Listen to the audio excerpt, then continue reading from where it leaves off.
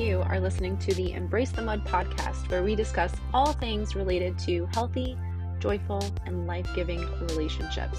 Why focus on relationships? Because the quality of our intimate partnerships and close connections influences our health, happiness, and longevity more than anything else in our lives. Relationships matter a lot, so together, let's jump into the mud, aka our messy relationships, pull some weeds, plant some seeds, and create an enriching environment where strong relationships can take root. I am your grateful host, Dara Posner. I am a relational disaster working toward relational mastery. I am also a positive psychology coach, a relational mindset coach, a blogger, and now a podcaster. Thank you for tuning into this episode of the Embrace the Mud podcast, where we discuss all things related to healthy, joyful, life-giving relationships. If you are a fan of this podcast, please subscribe, follow, like, review, and share. Your engagement in this way is crucial to the success of the podcast, and I appreciate you taking just a few seconds to support my mission, which is to help people like you flourish in life and love. Today on the Embrace the Mud podcast, we are continuing with our brand new series, Relational Weeds, the behaviors in relationships that, when chronically done, prevent real intimacy from taking place and ultimately ruin your connection. Today's weed is ambivalence, the experience of having mixed feelings about your relationship, feeling uncertain about whether or not you want to stay in that relationship. Ambivalence is a relationship killer and therefore a weed that needs to be pulled. What causes chronic ambivalence? Why is it such a problem? And what can be done about it? These are the questions we're answering here today, so let's dive in.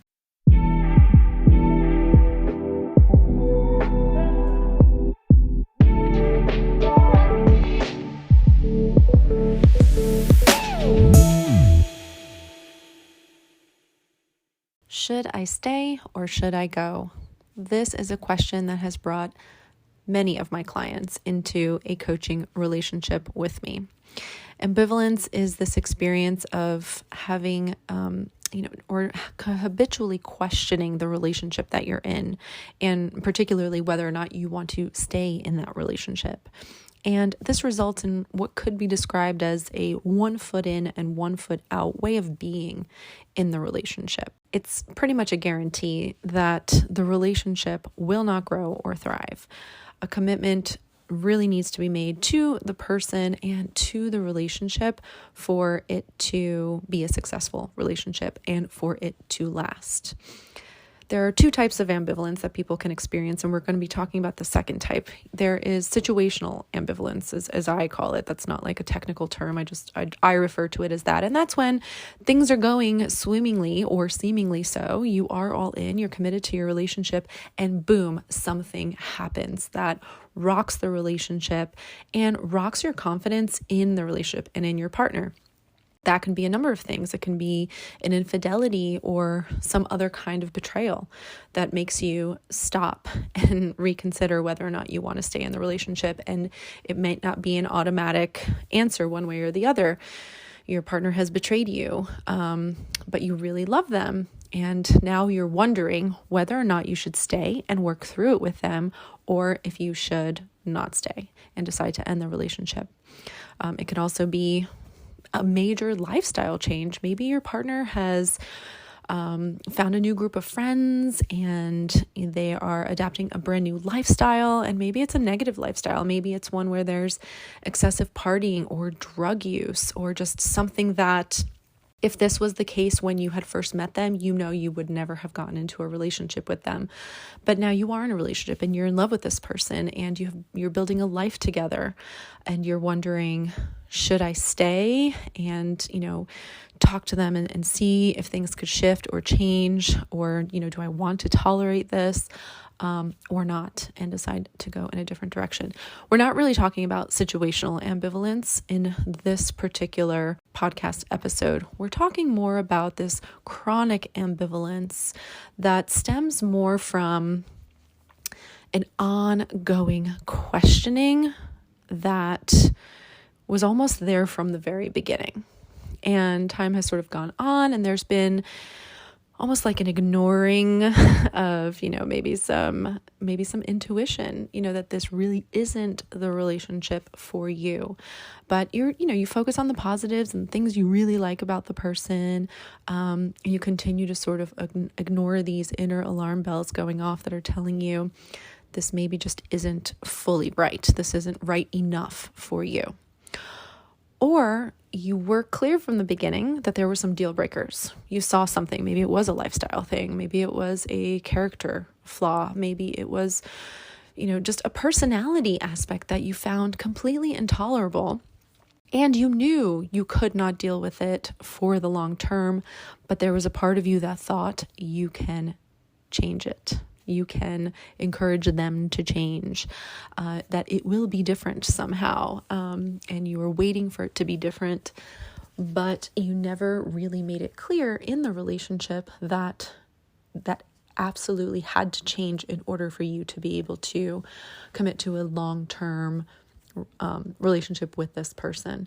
And now you've sort of come to a place where you realize that it really is intolerable, and you're deeply invested in the relationship.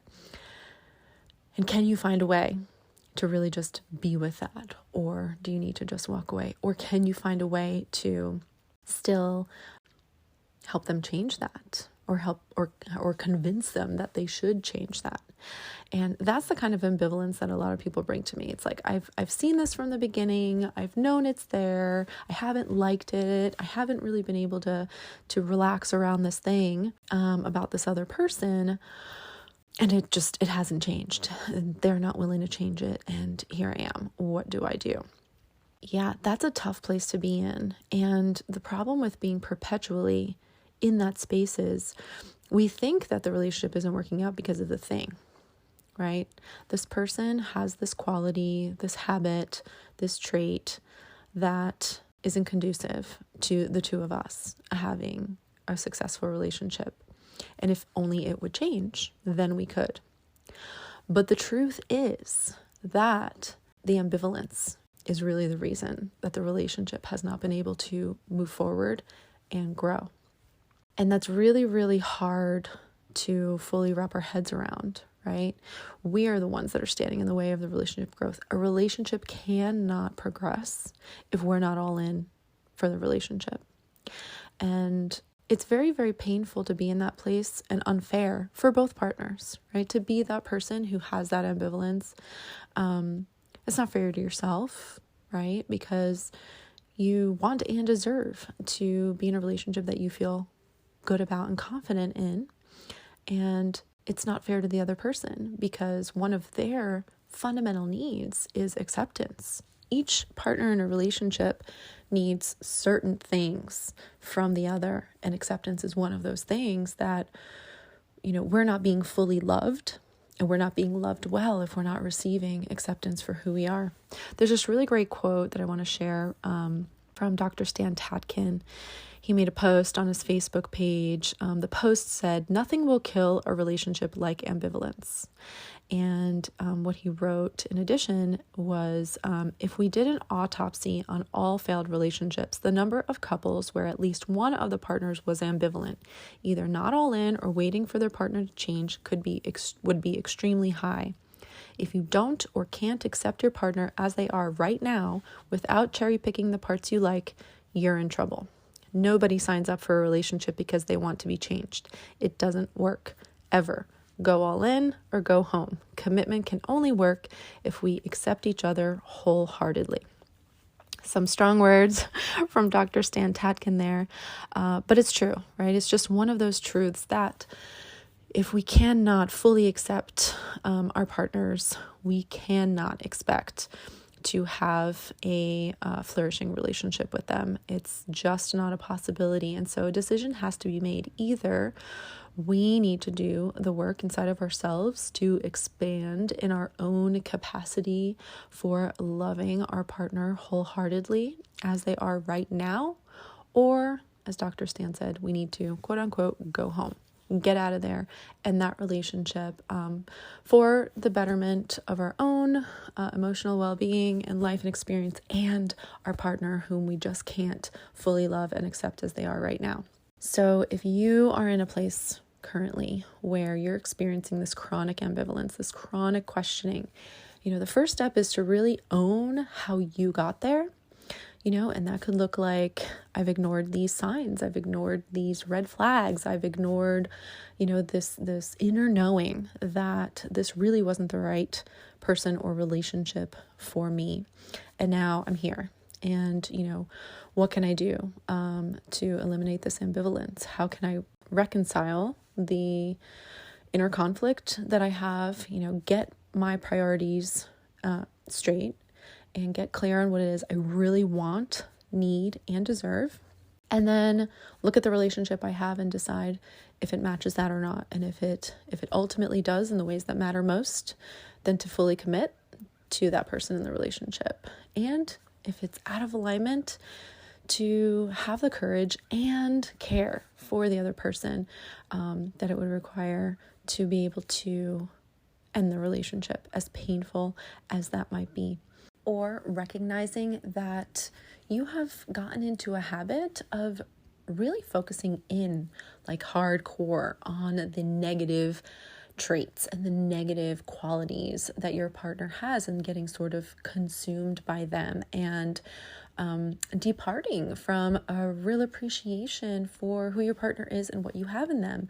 Sometimes, we do cultivate this habit that comes from just our negativity bias, right? Of looking for what's wrong, and that becomes habitual, and pretty soon we're like deeply, deeply honed in on the things we do not like, and we start to frame our partner as this negative person with these negative qualities that we do not like.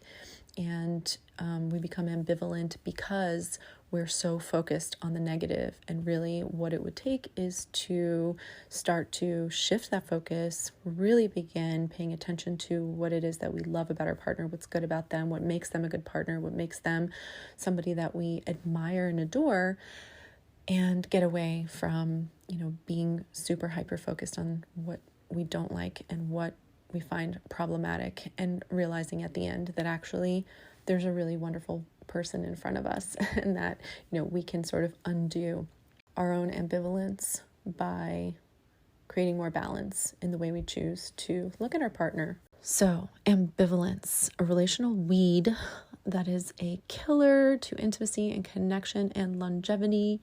If that is indeed what you are looking for in a relationship, a long-lasting, lifelong commitment and bond, ambivalence will not enable that to be your reality, your experience. And so reconciling it right away is extremely important. And sometimes we do need help with that. And it's okay to reach out for support, finding a neutral, objective party to help you look at your situation and decide what's best, help you decide what's best for you and what it is you really need and want. But making that a top priority, if that is something you're experiencing, is what I would highly, highly recommend. So that is the relational weed for today. I hope you found this episode helpful. I will be returning tomorrow with yet another relational weed to talk about.